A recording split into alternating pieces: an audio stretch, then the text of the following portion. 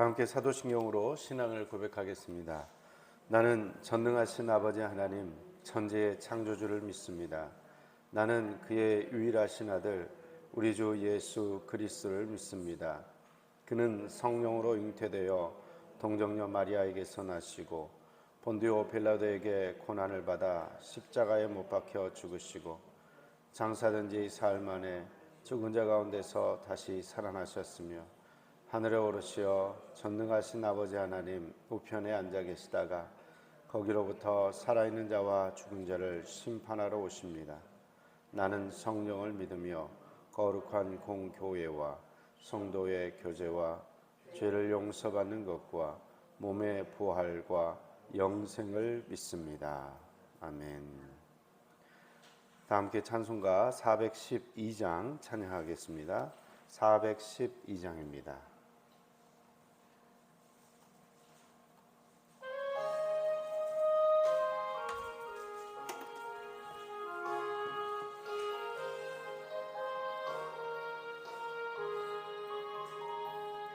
내 영혼의 극히 깊은 데서 맑은 가락에 울려나네. 하늘 곡조가 언제나 흘러나와 내 영혼을 고이 사네.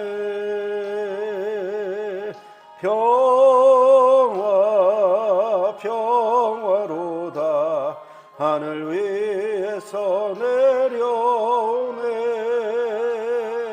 그 사랑의 물결이 영원토록 내 영혼을 덮으소서. 내 마음속에 솟아난 이 평화는 깊이 묻힌 보배로다.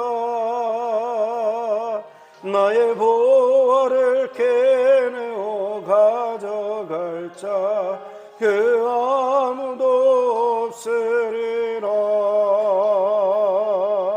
평화 평화로다 하늘 위에서 내려오네. 그 사랑의 물결이 영원토록 내 영혼을 덮으소서. 내 영혼의 평화가 넘쳐남은 주의 큰 복을 받음이라. 내가 주야로 주님과 함께 있어 내 영혼이 편히 쉬네. 평화 평화로다 하늘 위에서 내려오네. 그 사랑의 물결이 영원토록 내 영혼을 덮으소서. 이 땅 위에 험한 길 가는 동안 참된 평화가 어디에 있나. 우리 모두 다 예수를 친구 삼아 참 평화를 누리겠네. 평화 평화로다 하늘 위에서 내려오네.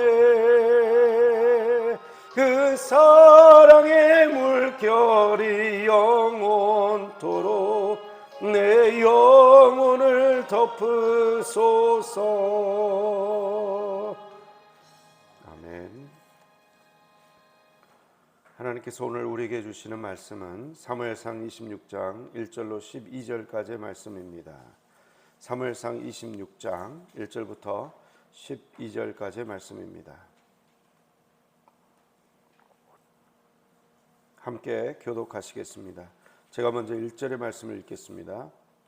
10사람이 기브아에 와서 사울에게 말하여 이르되 다윗이 광야 앞 하길라 산에 숨지 아니하였나이까 하매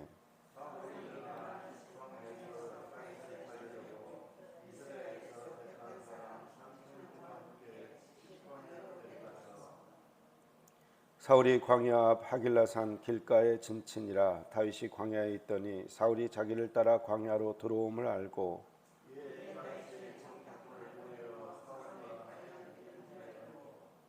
다윗이 일어나 사울이 진친 곳에 이르러 사울과 내레 아들 군사령관 아브넬이 머무는 것을 본즉 사울이 진영 가운데에 누웠고 백성은 그를 둘러 진쳤더라.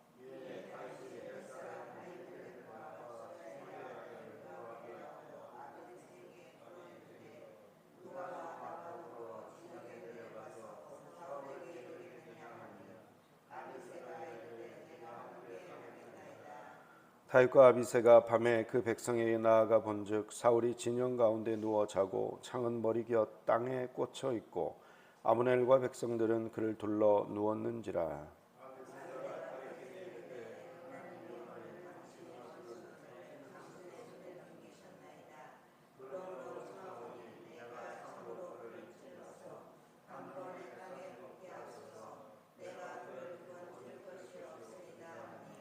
다윗이 아비사에게 이르되 죽이지 말라. 누구든지 손을 들어 여호와의 기름 부음 받은 자를 치면 죄가 없겠느냐 하고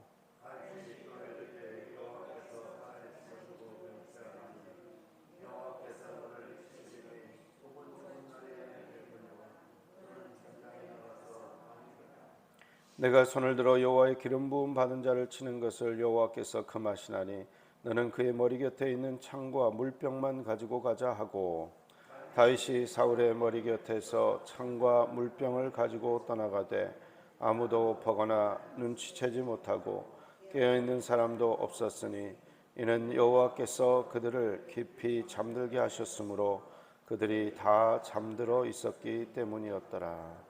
아멘. 기도하겠습니다. 사랑과 은혜가 충만하신 아버지 하나님, 오늘 이 새벽에 주의 말씀을 경청하기 위해서 함께 모이게 하시니 감사드립니다.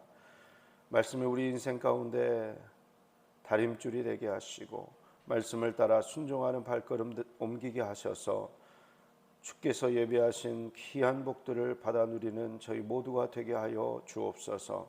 환경과 상관없이 요동하지 않는 신앙을 허락하여 주시고 늘 평안하고 늘 감사하는 저희 모두가 되게 하여 주옵소서. 부족한 종의 허물은 감춰주시고 오직 주의 영광만 나타나기를 원하옵고 예수 그리스도 이름으로 기도하옵나이다. 아멘. 지난번 사울이 동굴에 들어와 가지고 용변을 보고 있을 때에 다윗이 얼마든지 사울을 죽일 수 있는 그런 기회가 있었지만 다윗은 사울 왕을 죽이지 않고 다윗의 옷자락만 살짝 베었습니다. 그리고 나서 동굴 밖에 나갔을 때에 그 뒤편에서 지금 왕을 해하는 사람이 누굽니까? 이 벼룩 같은 사람을 죽이기 위해서 왜 이렇게 힘들게 이렇게 추격해 오고 있습니까? 다윗이 호소했고 그 호소에 사울 왕은 네가 나보다 더 선하다, 더 의롭다, 하나님께서 너를 반드시 왕으로 삼으실 것이다, 이렇게 말까지 하면서 통곡을 했었습니다. 그러나 그 통곡이 악어의 눈물이었죠. 진정한 회개가 아니라 자기 연민에서 나오는 잘못된 회개였다는 것을 알 수 있습니다. 왜냐하면 오늘 또 다윗이 십광야에 숨어 있다는 것을 알고 십사람들의 밀고를 받은 사울이 3,000명이나 되는 용병을 이끌고 와서 군사들을 이끌고 와서 다윗을 죽이기 위해서 찾아왔기 때문입니다. 그러니까 사울 왕이 계속해서 다윗을 죽이고자 하는 마음을 진짜 내려놓지 못했다는 것을 알 수 있습니다. 그래서 오늘 보면 1절에 보면 십사람이 기브야에 와서 사울에게 말하여 이르되 다윗이 광야 앞 하길라산에 숨지 아니하였나이까. 사울이 일어났습니다. 군사를 대동해서 왔습니다. 그리고 이제 진을 치고 잠을 잡니다. 다윗은 이 모든 것이 사실임을 정탐하는 군사를 통해서 알게 되고요.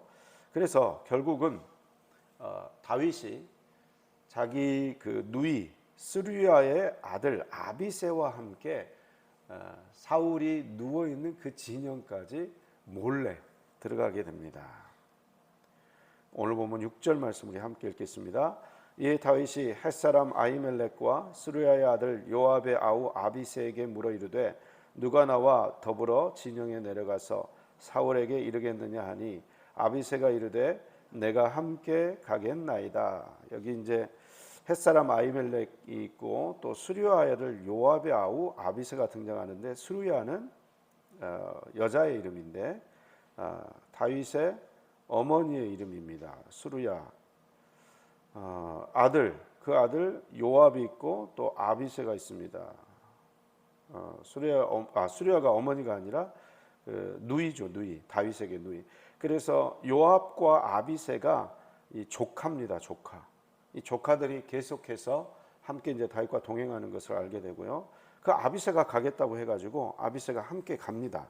자, 7절에 보니까 다윗과 아비새가 밤에 그 백성에게 나아가 본즉 사울이 진영 가운데 누워 자고 창은 머리곁 땅에 꽂혀 있고 아브넬과 백성들은 그를 둘러 누웠는지라. 자, 창은 땅에 꽂혀 있고 물병은 옆에 있고 그리고 깊이 잠들어 있습니다. 자, 오늘 보면 12절 보면 이렇게 잠들어 있는 상황이 하나님이 이렇게 하셨다고 나오거든요. 12절 보면 다윗이 사울의 머리 곁에서 창과 물병을 가지고 떠나가되 아무도 보거나 눈치채지 못하고 깨어있는 사람도 없었으니 이는 여호와께서 그들을 깊이 잠들게 하셨으므로 그들이 다 잠들어 있었기 때문이었더라. 3,000명이나 되는 군사가 지금 사울과 함께 있는데요. 그 중에 한 사람도 깨지 않고 지금 다윗이 온 것도 모르고 아비새가 온 것도 모르고 있습니다. 이 상황은 누가 만드셨는가? 하나님 만드셨습니다. 아무도 깨어나지 않고 깊이 잠들어 있습니다. 그래서 이 상황을 딱 봤을 때 우와, 이거는 절대절명의 기회다. 절호의 찬스가 왔습니다. 다윗이요, 지금 죽입시다. 아비새는 그렇게 판단을 했습니다. 그렇죠? 절호의 찬스죠. 지금 하나님께서 모든 사람을 깊이 잠들게 했으니까 지금 이때야말로 칼을 쫙 뺄 때 두려움 없이 빼가지고 확 죽였어야죠. 아무도 깨지 않고 있는 진짜 죽일 수 있는 기회가 온 것입니다. 그래서 8절에 보면 아비새가 이렇게 이야기합니다. 아비새가 다윗에게 이르되 하나님이 오늘 당신의 원수를 당신의 손에 넘기셨나이다. 그러므로 청하오니 내가 창으로 그를 찔러서 단번에 땅에 꽂게 하소서. 내가 그를 2번 찌를 것이 없으리이다 하니. 하나님이 주신 기회입니다. 하나님이 정말 모든 환경을 기가 막히게 조성해 놓으셨습니다. 이제 칼만 들어서 죽이기만 하면 됩니다. 식은 죽 먹기입니다. 너무나 좋은 기회가 왔습니다. 지난번 동굴과 마찬가지죠. 죽이기 딱 좋은 기회가 왔습니다. 그 환경은 하나님이 만들어 주신 것입니다. 그런데 이 똑같은 환경, 이 똑같은 상황 속에서 다윗은 무엇이라고 이야기합니까? 다윗은 9절입니다. 다윗이 아비새에게 이르되 죽이지 말라. 누구든지 손을 들어 여호와의 기름 부음 받은 자를 치면 죄가 없겠느냐 하고, 다윗이 또 이르되 여호와께서 살아계심을 두고 맹세하노니 여호와께서 그를 치시리니 혹은 죽을 날이 이르거나 또는 전장에 나가서 망하리라. 내가 손을 들어 여호와의 기름 부음 받은 자를 치는 것은 여호와께서 금하시는 일이다. 똑같은 환경이 지금 조성이 되어 있어요. 기가 막힌 기회가 왔어요. 하나님이 모든 사람을 다 잠들게 해버렸어요. 그러면 그 환경 속에서 우리가 판단할 수 있는 것은 진짜 하나님께서 죽이라고 하는 것이 하나님의 뜻이다. 아비새처럼 생각해야 옳은 것 같아요. 그렇죠? 그런 기회는 2번 다시 오지 않는 기회니까 하나님께서 지금 이 환경을 만드셨습니다. 하나님께서 만드셨으니까 하나님의 뜻대로 죽이자, 이렇게 판단할 수 있습니다. 그러나 다윗은 어떻게 판단합니까? 다윗은 환경을 보고 움직이지 않았어요. 그 환경이 나에게 유리한가 나에게 불리한가 이렇게 그 환경을 해석하지 않았습니다. 환경과 상황을 해석할 때에 그것이 나에게 유리한가 나에게 불리한가가 기준이 되면 안 돼요. 그러면 잘못된 판단을 하고 잘못된 일을 할 수가 있다는 거죠. 환경과 상황을 판단할 때 무엇을 보고 판단해야 됩니까? 그 기준은 무엇입니까? 바로 하나님의 말씀입니다. 다윗은 지금 자기가 지금 거의 10년 넘게 지금 광야에서 이렇게 도망쳐 다니는 거예요. 나쁜 일을 하고 나서 범죄자로서 소멸시효가 있잖아요. 그죠? 그 소멸시효가 다다르기 전까지는 잡히면 안 되니까 이 나쁜 짓 하고 도망쳐 다니는 그 범죄자들도요, 그 얼마나 힘든 세월을 보냈는지 모릅니다. 그런데 다윗과 같은 경우는 나쁜 짓 한 것도 없는데 지금 수천 명의 군사가 늘 자기를 죽이려고 숨통을 조여오고 있는 그런 극심한 스트레스 상황 가운데 10년 넘게 사는 것입니다. 그렇다면 아비새보다 더 먼저 다윗은 그런 절호의 환경, 절호의 상황이 만들어졌을 때 그냥 죽이면 돼요. 그러면 얼마나 편하겠습니까, 마음이. 이렇게 힘들게 도망칠 필요도 없고, 이렇게 어렵게 살 필요도 없고, 광야에서 무슨 쥐도 아니고 고양이도 아니고 그렇게 숨어 지낸다는 게 쉬운 일이 아니에요. 600명이나 되는 자기 백성들을 이끌고 어디 가서 물을 마실까? 어디로 또 숨을까? 어디서 또 먹을 거를 찾을까? 이걸 생각한다는 게 쉬운 일이 아니죠. 그러니까 막 이제 다른 나라 백성들을 침략해 가지고 약탈을 하거나, 아니면 또 이렇게 나발한테 가가지고 먹을 걸 좀 달라고 구걸을 해야 되거나, 그런 어떤 비참한 삶을 지금 살고 있다는 말이죠. 그러나 다윗은요, 매 순간순간마다 상황과 환경 속에서 자기에게 유리한가 유리하지 않는가로 기준을 삼지 않았다는 것입니다. 여러분, 나에게 유리한가, 내 감정에, 내 기분에 충실한 판단은요, 늘 잘못된 판단을 하게 됩니다. 늘 다른 사람을 실족에 빠뜨릴 수도 있고, 나중에 가면 이제 이불킥이라고 하잖아요. 밤에 잠자려고 누웠을 때 이불을 찰 정도로 부끄러운 생각을 갖게 되는 것입니다. 아이고, 내가 왜 그랬을까? 조금만 참을 걸. 아이고, 내가 왜 이랬을까? 그때 이렇게 했어야 되는데. 너무 부끄럽다. 너무 창피하다. 이런 생각을 하게 되는데, 그것은 바로 내 기분에 따라서 판단을 하고 선택을 했기 때문에 그렇습니다. 분명한 기준, 흔들리지 않는 원칙이 필요합니다. 그 원칙에 따라 선택했을 때 그 인생이 하나님의 복으로 충만한 인생이 되는 거예요. 좌충우돌 하지 않고 또 헤매지 않고 정말로 하나님이 예비하신 복을 누리는 삶은요, 그 기준이 중요한데 그 기준은 말씀이 되어야 된다는 것입니다.